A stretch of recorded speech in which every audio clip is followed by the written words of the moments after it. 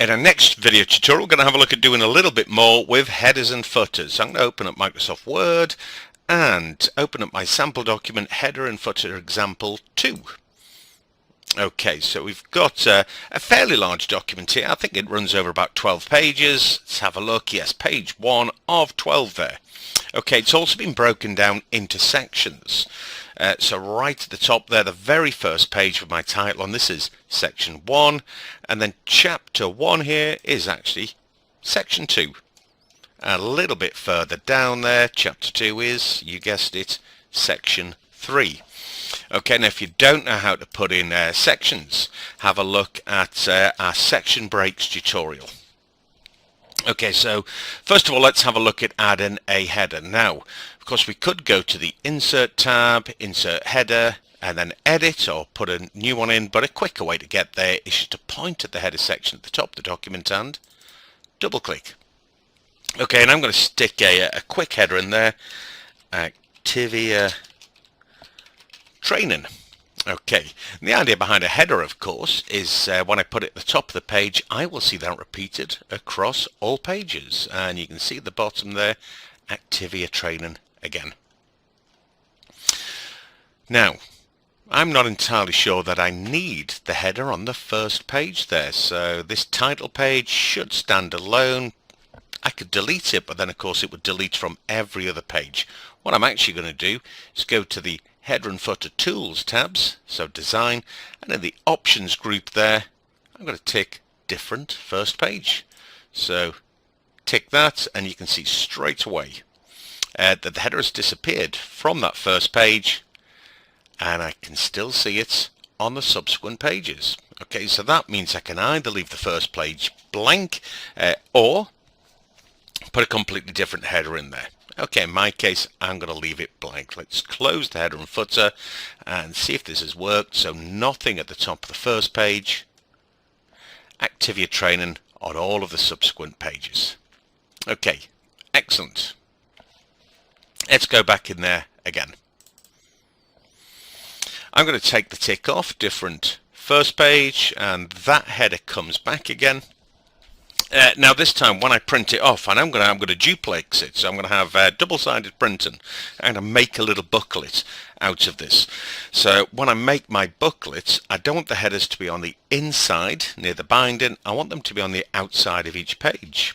But that of course means that on the odd pages, page number 1, 3 and 5, it should be on the right hand side. And for the even pages, 2, 4 and 6, it should be on the left hand side of the margin. Okay, so to do this, we're going to tick the option there, different, odd and even pages. So I give it a click, and you can see now this is my odd page header. So on odd pages, it should be on the right hand side.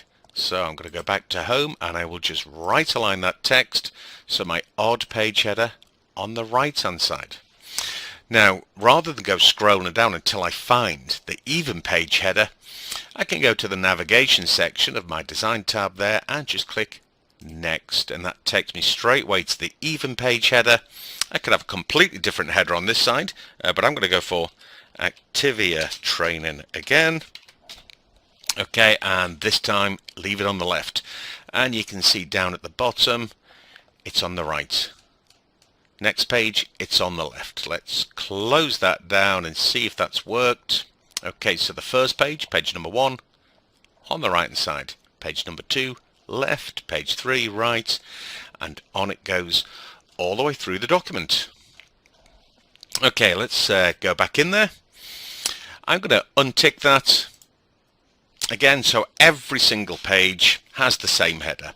I'm going to align them back to the left, I think. That's it, so they're back on the left hand side. Okay, now this time I don't want the header on the first page. I could of course tick different first page, however we're going to take a different tack with this one, because actually I want different headers on particular pages. Okay, and this time we're going to make use of the sections that we've got in there. Okay, so I'm going to delete the header that we got. Actually, I'll cut that so I can paste it in a second. So this is the header for section 1, which is my title page. I'm not going to have a header in there.